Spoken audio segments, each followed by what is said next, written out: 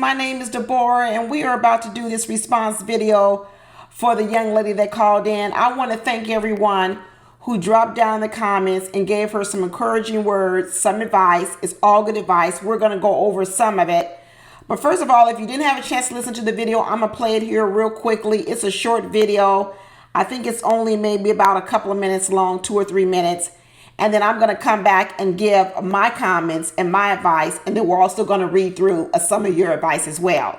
Okay, so let's listen to what she had to say. Hey, aunties and uncles. I am a 34-year-old single female, and I have a question that I would love to hear you all's wisdom on. In March of 2022, my health began to take a major dive. The issue landed me in the hospital for 3 weeks and 6 months of treatment thereafter. I was living in Texas at the time without family, and because of my health and the ripple effect it had on my life, I chose to move back to my hometown in California with family.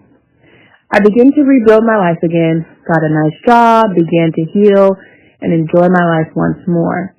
I unfortunately was struck with a relapse of my condition in October of this year that landed me in the hospital once more for a week.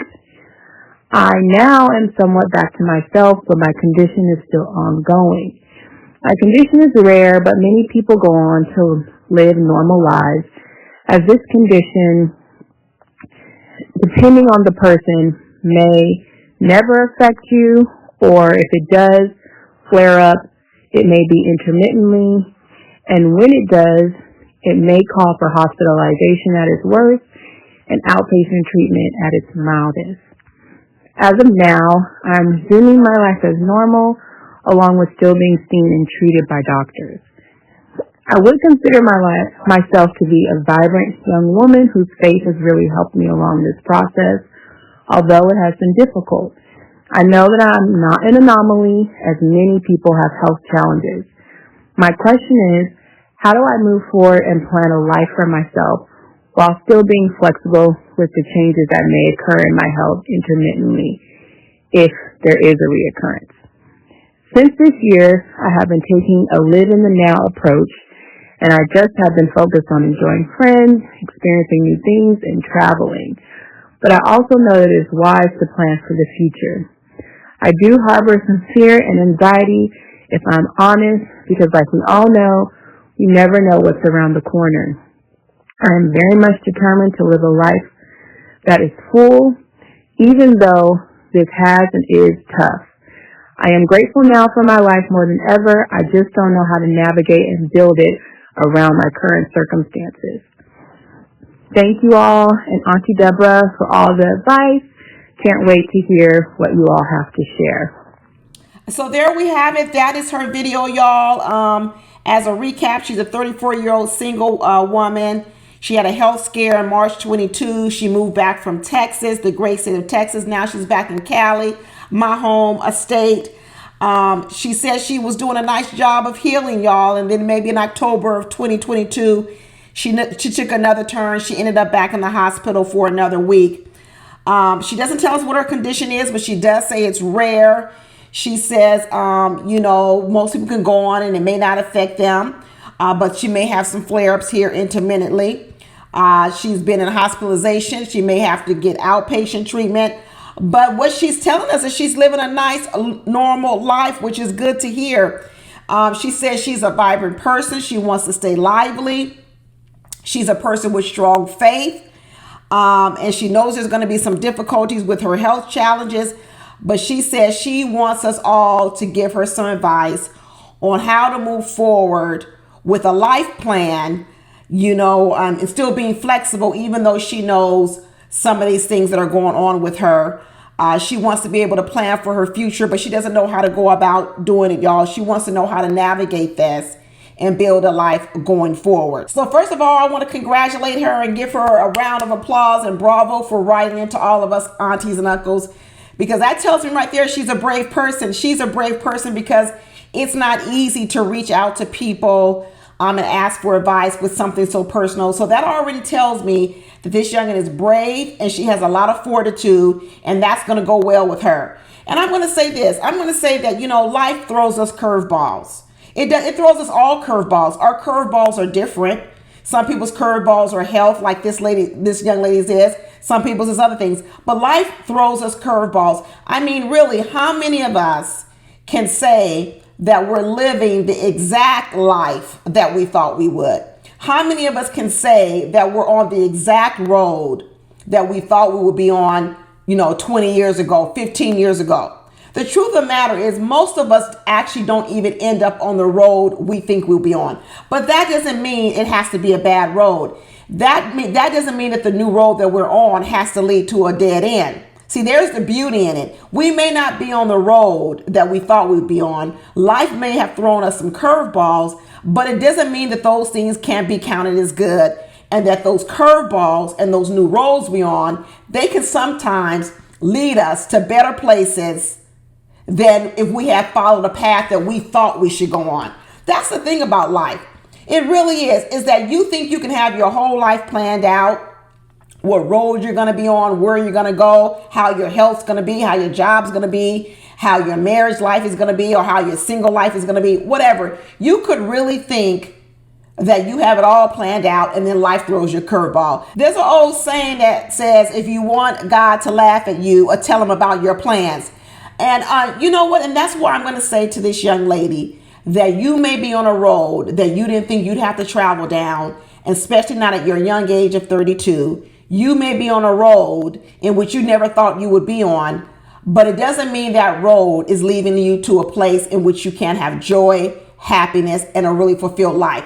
She's already told us that whatever type of illness she's dealing with, she has found doctors who can help her. She has made some very good moves moving home with her family. And you know what? That's a blessing in of itself, to be able to go through something with surrounded by people who love you. And let's not take that for granted, because that's not the option for everyone. Sometimes some people are on roads they didn't think they'd have to travel on, and they're all alone. So the one thing that this young lady has going for her, one of the things, and she has many, is that she's surrounded by people who she loves. She's staying strong in her faith, and she's maintaining a positive attitude. These curveballs that we go down, sometimes it may not be the story you wrote for your life, but sometimes it can be a better story. Sometimes it can be a better story, because sometimes when we think we've planned our whole life out and we know exactly where we're going, we're actually thinking in the limitedness of our own mind. We're not actually considering all the possibilities that may be out there for us,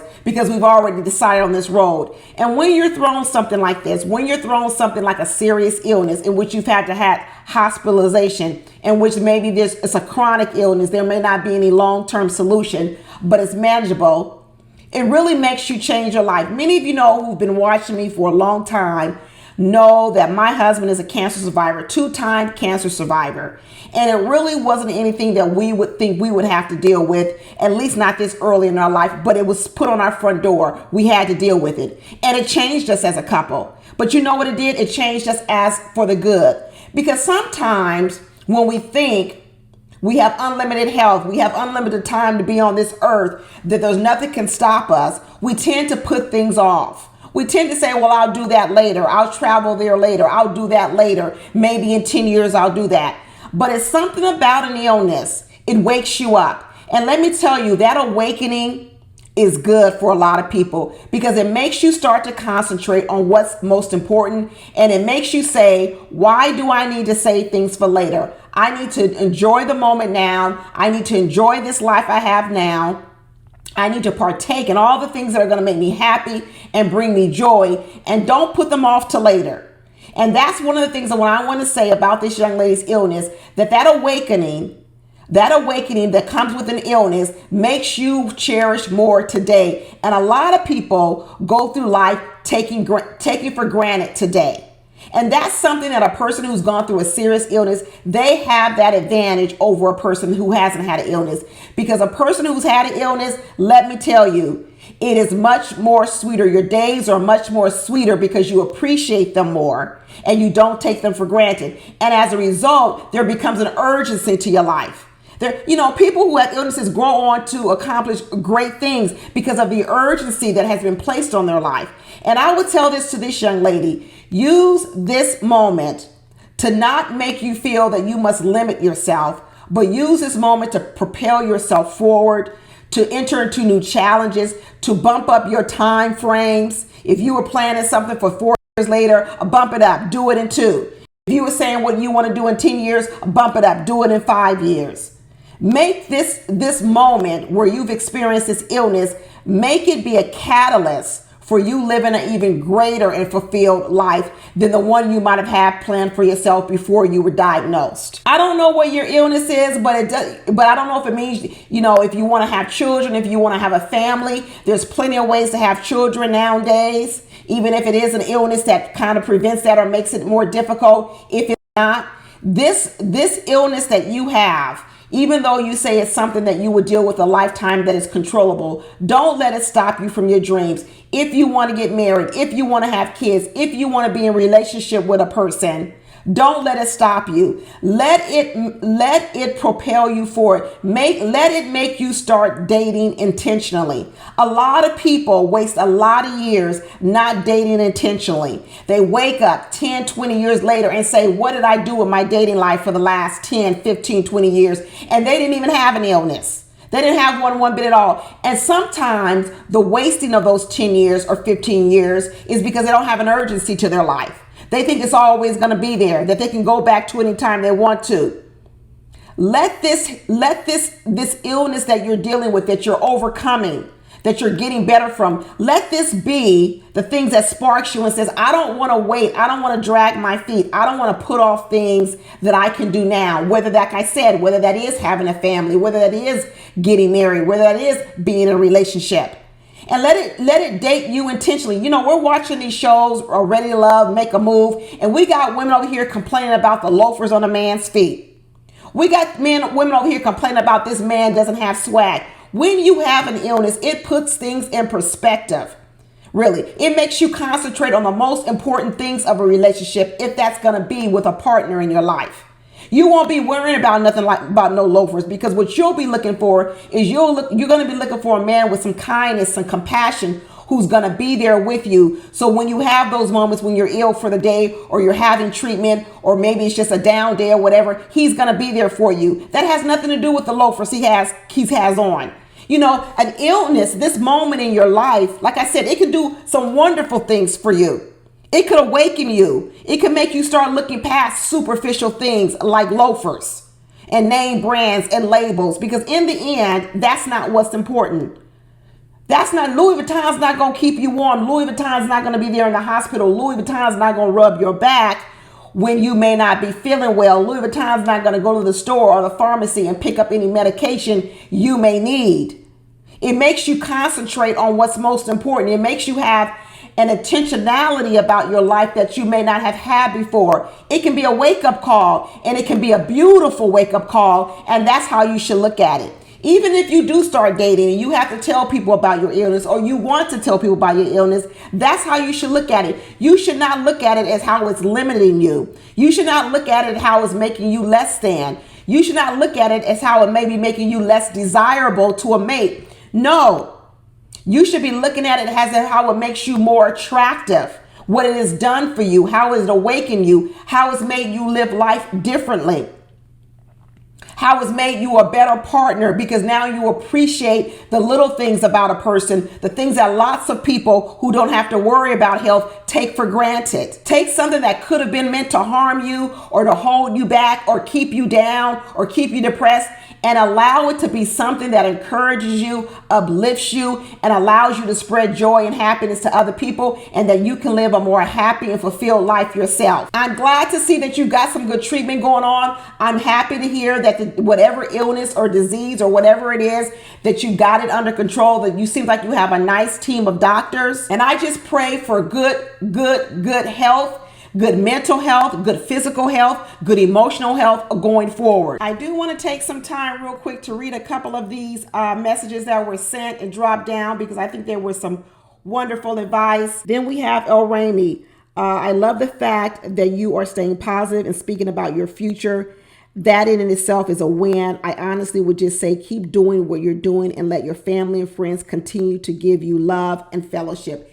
Yes, let people dote on you. That's another thing. I mean, that comment about El Rami really sparked a new thing that came to my mind.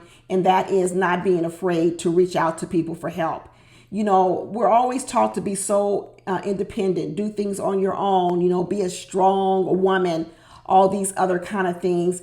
And sometimes that, you know, striving for that independence, striving to be strong, it makes you miss out on leaning on others and asking others for help, right? And also robs other people from helping you, people who love you, who want to help you. One thing about having this illness is what it does is it says to you, listen, now is the time to reach out to other people, because some people who don't have an illness and they live this strong and independent life, they actually don't learn to lean on people. They don't learn to depend on people. They don't learn to be interdependent on people and form relationships and form bonds with people, because they're so independent and they can do everything on their own. Like I said, it's moments where you can look at it and say, wow, there's something beautiful that can come out of this. By this idea that you've had an illness, it makes you say to yourself, listen, I don't want to go through life alone. I don't want to go through life independent. I want to build a rich network of people who can depend on me and who I can depend on, right? So in some ways, it encourages you, it propels you to do those types of things. So yes, I would encourage that as well. And now on to Sean Unfiltered. Hey, Sean, over at Little Black Book. Glad you dropped down in the comments. My advice would be to think forward and not focus on the obstacles in your rear view. Sounds like you have a great support system, and I would lean into them and also leverage therapy if you haven't already. I can relate to you as well, because in 2023 was a difficult year for me as I was diagnosed with colon cancer. However, I am now cancer free, praise the Lord, and I pray I continue to remain so. God is a healer and he can do anything. Even doctors attest to the power of faith. You have so much life to live and can do anything you put your mind to. Keep the faith. Know you have support and encouragement from your YouTube family. I love that. And thank you so much, Sean, for dropping down and sharing this very personal testimony. Like I said, I too, my husband is a cancer survivor, 2 times cancer survivor. And he is doing well too, cancer free as well. And I agree a lot of what Sean is talking about when he says seek therapy if you need it. I think therapy is a very important part of your healing. Therapy is important for us that don't even have an illness, a medical condition. And so if you're dealing with anything medical or anything, like you had mentioned that, you know what, sometimes it makes you a little afraid, it makes you have a little anxiety, absolutely seek a good therapist to help you navigate those roads, who can help lessen those feelings of anxiety, who can help lessen those feelings of fear, so that you continue to go through life feeling blessed and bold and encouraged. P. Bratcher, one of my channel members, it sounds like you have good ideas in place to manage your health. I will continue to take care of myself by living to the fullest. Surround yourself with positive people. Take time to relax and pamper yourself. Also identify your stressors and remove yourself when needed. I wish you the best. Absolutely. I think we're all kind of mimicking the same thing and not overlooking what stress can do to an illness, and really hammering home.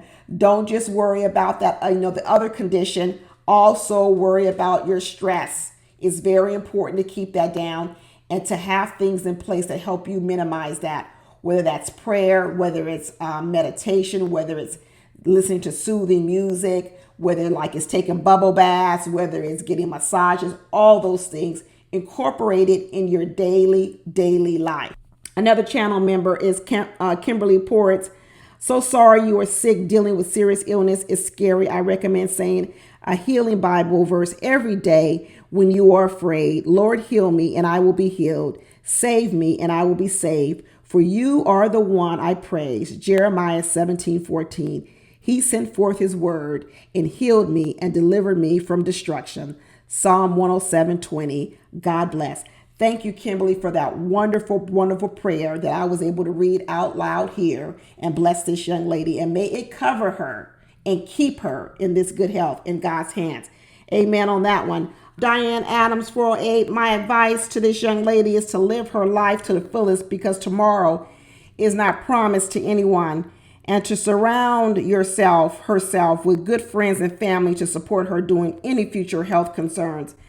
I agree wholeheartedly with that. I mean, like I said, I think one of the wonderful things that I heard in her story is that she was able to move home with a family that surrounded her with love. And that is one of the greatest gifts, to have people who are rallied around you when you are in your greatest need. You know, a lot of times people get buried for sickness and in health. And sometimes that sickness is never tested, right? People get up in the vow, they get up to the altar and say, I will love you, you know, till death do us part, sickness and in health. And you really never know if they're going to make good on that promise until you're sick. And same thing with people who love you. You know that they love you, you know that they care about you, but it's when that love is tested and people show up for you, that's when you know it's real. So I am very encouraged and happy to hear that when this young lady needed her family, they were there for her. What else? We have someone, Eddie Fan 32, live your best life and stay faithful. Devise a plan for if and when a future flare occurs. Engage in stress busting practices that bring you joy. Reduce or eliminate people, places, or things that heighten your anxiety or weigh on your spirit as much as you can. Focus on you. You got this. I think that's really good advice, because I think we all know, or we've heard, and I know, that stress inflames everything. Stress makes everything worse. Stress can, if you have an underlying issue, stress just exasperates it and makes it worse. And stress can come from another places. It can come from people, it can come from places, and it can come from things. So I think when you are a person who has a chronic illness, you do have to become very good at managing and minimizing your stress, so that stress does not make anything even worse. Alice the Great, I wish you well. I wish you well, says self-care is very important. By that, I'm talking about massages, spa days, health hobbies, and other activities that you enjoy. It's not easy to take time to smell the roses when you're sick, because you're focused on medical healing actions. Living a happy life is just as healing, if not more healing, than most medical measures. Hugs and kisses. And it looks like this young lady says she likes to travel and she's doing more of that. Keep doing it. Keep doing it. Keep doing things that make you happy, whether that's what Alice the Great is talking about, spa days, health hobbies, whatever it is, write them on your calendar, integrate them into your life as much as you can.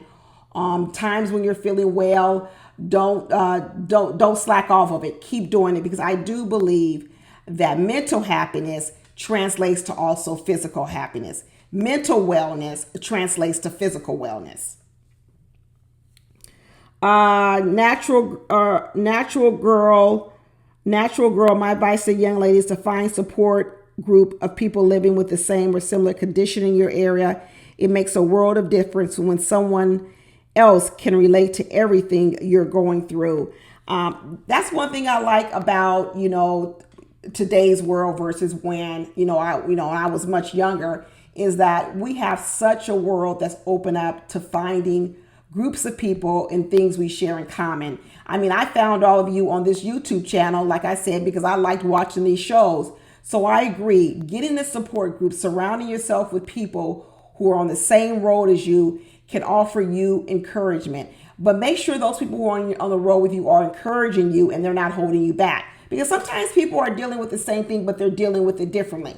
So although the support groups are good, make sure the support group is of like-mindedness, because you don't want a pity party. You absolutely don't want a pity party, but you do want a group of people who can encourage you to keep going forward and to keep seeing all the other blessings you have in life and not to focus on the illness. Lisha Williams, I was diagnosed with a disability when I was 31 years old. To look at me, you never know that I have this diagnosis. I am very intentional with my treatment and medication. I research my disability and I listen to what my health practitioners tell me to do. I never had a pity party for myself. I still work in a stressful career, got married and had a child, got divorced, still date, travel, etc. I don't allow my disability to define me. I define my disability. My advice to her would be to live her life to the fullest in spite of having a disability. And you know what? I love this testimony, because what she's saying is, what Lisha Williams is saying is she went on to enjoy a lot of the things that even healthy people don't get to enjoy. She's saying that even with my disability, I went on to enjoy many parts of life that even healthy people don't. So exactly, I did all this. Don't let it limit you. Let it propel you. SSJ2 Negro 263. If doctors are telling you that you can live life a full, still live a full life even with this condition, sounds like the big problem has already been solved by medicine. You did the right thing moving closer to family, and I wish you success on whatever the next phase of your life may be. Just don't fall into the trap of making your illness your personality, because then it will be you. I love that. Don't let the illness control you. Don't let the illness define you at all. Like I said, instead, use it. Use it to propel you forward. Use it to build more of a more full life, and don't let it limit you. I love that advice. And Pam with the bad hair says, you don't have any choice but to continue to move forward. Learn as much as you can about your ailment to manage and make provisions for it, but move forward with all your hopes and dreams, just in case you outlive us all. Have courage and keep going. God bless. Amen to that, Pam with the bad hair. It is not written that your life will be shortened. It is not written that any of us who don't have a serious illness will outlive you. Absolutely, Pam with the bad hair. Just don't lay down and resign yourself to the fact that your life will be any less magnificent than anyone else who doesn't have an illness. Absolutely not. I agree. Jules 5767, the online support group idea mentioned is a very good idea because it can help you stay abreast of new treatment options, best physicians to manage it, etc. In addition to emotional support from people who have similar challenges, I would also say read extensively about your condition and see if there are treatment options you have that might reduce chance of reoccurrence. Perhaps consult with integrative medicine doctor. You sound like a very lovely person. Keep moving forward and let the world and people accept you within certain you live with and see you shine. I agree with that, Jules, because when my husband became ill with cancer, I just didn't rely upon the doctors themselves. I did a lot of research. I did a lot of reading, and a lot of the things that we did helped really augment and supplement my husband's treatment. And let me tell you, the doctors were very impressed with what we did on our own. Doctors know a lot, but they don't know everything. So definitely get second opinions. Definitely do your own research, do your own learning. So when you do see the doctors, you can combine not only with what they tell you, but all other things that you may have learned. Because knowledge comes in a lot of places. It doesn't always just come from the medical doctors. Doesn't mean we shouldn't listen to them, but it doesn't just come from them. And don't limit yourself to that knowledge. Do your own research. Gabrielle Castro says she's praying for you. Marriott 6491 says, I don't have experience in this area. So no advice for me other than put aside something for retirement every month. You will live long and get old, just like all of us, and it costs money, and keep living your life. She's saying, you're going to live long just like all of us, so keep saving your money. I love that. I love that. Gloria Johnson says, pray and trust God. God will direct you and teach you if you trust him, and make sure you have a Christian therapist that is unbiased. God bless you. I'll be praying for you. We're all praying for you. We're all praying for your healing, both your physical healing, your mental healing, your emotional healing. We're praying for a full recovery. We are praying for that your life will be long, it will be fruitful, and it will be joyous. So anyway, y'all, thank you so much once again for dropping down the comments. I think we gave this young lady a lot of encouragement, a lot of words that I think she can take with us. And I'm so happy y'all joined me to wrap her in a love blanket so that she can feel that not only does she have her birth family, but she also has a YouTube family that stood up in this moment to stand in the gap and to also encourage her. So thank y'all for joining me. That's it, y'all. I will talk to you later. Bye.